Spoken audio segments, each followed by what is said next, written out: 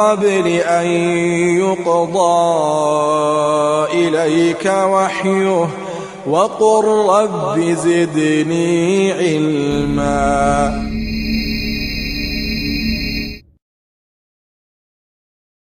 Bersamaan dengan keilmuan Ibrahim yang mendalam dan keyakinannya sudah nggak diragukan lagi, bapaknya bapak tauhid, makanya gelarnya. Yakin beliau. Rabbi arini kaifa tuhil mauta. Ditunjukkan sama Allah Subhanahu wa taala. Berarti Ibrahim ini benar-benar di atas ilmu dan keyakinan sudah. Bersamaan dengan itu beliau tidak merasa aman dengan fitnah. Wa huwa alladzi kasara al-asnama biyadihi. Beliau sendiri yang justru mematah-matahkan, menghancurkan berhala dengan tangannya sendiri, sebagaimana kisahnya disebutkan oleh Allah dalam surat Al-Anbiya. Tallahi la akidanna asnamakum ba'da an tuwallu mudbirin. Faja'alahum judada illa kabiran lahum la'allahum ilaihi yarji'un. Dalam surat Al-Anbiya di ayat yang ke-57. Nabi Ibrahim bersumpah, Tallahi, demi Allah, benar-benar akan aku buat makar terhadap berhala-berhala kalian setelah kalian itu berpaling. Dalam artian ketika kalian tidak mengawasi, ketika kalian itu lalai darinya. Maka dipecah-pecahkan, dihancurkan semua berhala.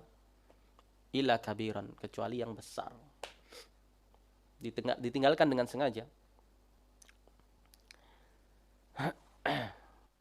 Wa ulqiya finnari bisababi dzalik. Dan oleh karena sebab itu beliau pun dibakar, diikat di atas sebuah api unggun yang besar, dibakarlah beliau. Ketika beliau ditangkap, beliau berargumentasi, malah ingin mematahkan hujahnya orang-orang musyrik. Ditanya ini yang berhala yang paling besar ini, mungkin dia yang melakukannya. Pukulan telak bagi orang-orang musyrik, ya mereka nggak bisa jawab lah. Kenapa ya? Karena nggak mungkin ditanya, nggak mungkin bisa jawab. Maka disadarkan oleh Ibrahim. Bahkan yang dikatakan kepada bahkan Ibrahim justru mengatakan apa? Uffil lakum wa lima ta'buduna min dunillah. Uff itu kalau ungkapan orang Arab itu uff. Itu cibiran. Tahu cibiran. Makanya wala taqul lahuma uff. Uff. Uff apa ya kalau kita ya? Kayak gimana kalau kita?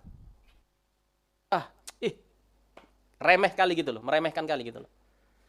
Nah, setelah mereka patah hujah, mereka tidak bisa membantah Ibrahim, malah semakin dikatakan sama Ibrahim, uffil lakum walima ta'buduna min dunillah. Enggak terus kemudian mengklarifikasi, minta maaf. Lah, kamu kalau sudah yakin sebuah al-haq sebagai al-haq, terus tetap di atas itu. Uffil lakum, na'am hada haram, hada la yajuz. Konsekuensinya kamu dipenjara, ya sudah dipenjara, lakuin. Bukan kamu itu bukan orang pertama yang akan dipenjara. Ulama-ulama besar mendahului kamu dipenjara. Ahmad bin Hanbal, Ibnu Taimiyah rahimahumullahu jami'an. Jangan kamu terus lantang kamu berbicara, nanti ketika dipermasalahkan kamu, ana tidak pernah mengharamkan, maksud ana begini, maksud ana begitu, kamu klarifikasi, ya sudah saya minta maaf kalau ada yang tersinggung. Ngapain? Padahal itu seharusnya momen kamu untuk semakin mengetok palu. Naam, haram. Kan begitu. Ibrahim mengatakan apa? Uffil lakum. Uff kalian ini, uff gitu loh. Kalian ini. Walima ta'buduna min dunillah, dan dari apa-apa yang kalian sembah selain Allah Subhanahu wa taala. Malah kan dikatakan afala ta'qilun, enggak mikir dah kamu itu. Kalau bahasa kasar enggak punya otak kamu tuh. Kalian tuh. Sudah kaumnya ini kan jengkel kan, berhalanya dihancurkan itu kan.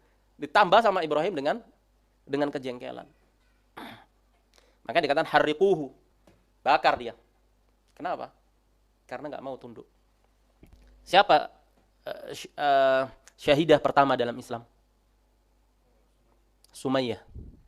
Tahu kenapa sebab dibunuhnya? Matinya kenapa? Kenapa dibunuhnya dengan cara apa? Digoreng. Itu masyitah. Tahu nggak Sumayyah? Gimana matinya? Radhiyallahu anha. Ditusuk kemaluannya sama Abu Jahal. Namanya asalnya itu kunyahnya Abul Hakam. Karena kejadian itu sama Rasulullah SAW dikatakan Abul Jahal.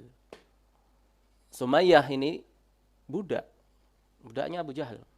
Disuruh mencela Nabi. Disiksa di tengah terik matahari, disiksa. disuruh mencela Nabi, nggak mau. Malah diludahi Abu Jahal, diludahi mukanya. Marah Abu Jahal, ditusuklah itu, kemaluannya, mati. Radhiyallahu anha. Jadi mauqif keimanan dalam apa ya? Apa mauqif itu? Saat genting itu nggak mundur sama sekali terhadap keimanan.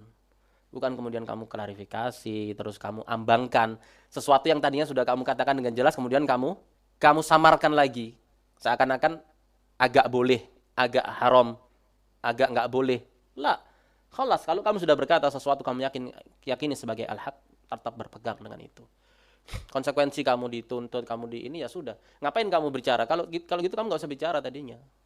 Yes, kamu diam saja, nggak usah kamu bahas, atau nggak usah kamu jawab. Tapi ketika kamu memutuskan berani untuk menjawab sesuatu ini haram, terus konsekuensinya kamu nanti dipermasalahkan, nggak perlu kamu klarifikasi. Klarifikasi yang sifatnya itu pengkaburan. Nah, ini Nabi Ibrahim alaihissalatu wassalam. Jadi sebab salah satu yang memicu beliau dibakar bukan hanya karena beliau mematah-matahkan, menghancurkan berhala. Coba kalau setelah itu terus beliau minta maaf, ya sudah, afan ana mengaku bersalah, memang ini perbuatan yang tidak semestinya. Terus dikaburkan, disamarkan begitu, mungkin akan dimaafkan lah. Nah, nggak mau, malah diajak, uffil lakum walima ta'buduna min dunillah afala ta'qilun, kalian nggak mikir dah, malah diajak gitu, tambah marah mereka. Makanya harikuhu, dibakar dia ini, wansuru alihatakum, bakar dia, dan tolonglah ilah-ilah kalian. Dibangun di atas apa? Fanatisme sudah. Mana loyalitas kalian, kecemburuan kalian kepada ilah-ilah kalian, ajaran anak moyang ini mana? Ayo, dibakar itu. Atifiyah dan fanatisme. Nggak mundur Ibrahim.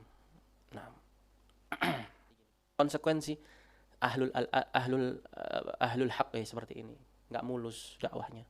Kalau kamu pengen yang alus-alus saja, nggak usah bahas tauhid, nggak usah bahas akidah.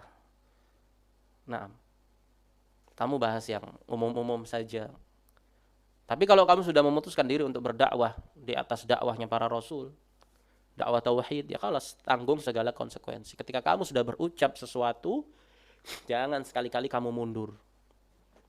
Ima kamu diam, nggak usah kamu ngebahas sesuatu itu, kalau kamu mau cari aman. Wah, ima kamu sudah bicara terus kamu klarifikasi dan kamu tamyi' namanya, kamu lembekkan lagi. Jangan, mana itu kelelakian sejati mana? Rujulah itu mana? Sikap kesatria itu mana? Jalani, kalau memang kamu di proses hukum, ya kalas. Jalani.